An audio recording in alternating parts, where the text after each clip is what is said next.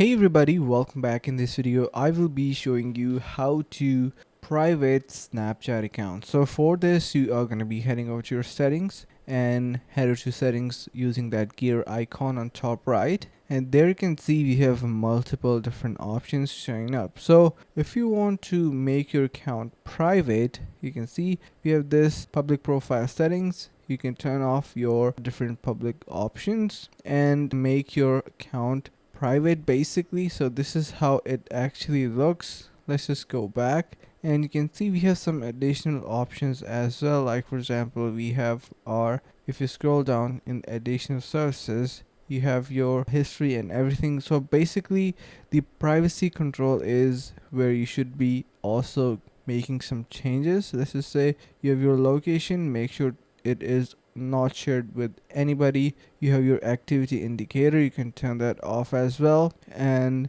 yeah, so this is going to be making pretty much your account private. If you put all of these things off, there is no as such go to all in one making your account private button. But yeah, this is how you can get it done. I hope this helps. Thank you so much for watching. Stay tuned for more and see you around in the next video.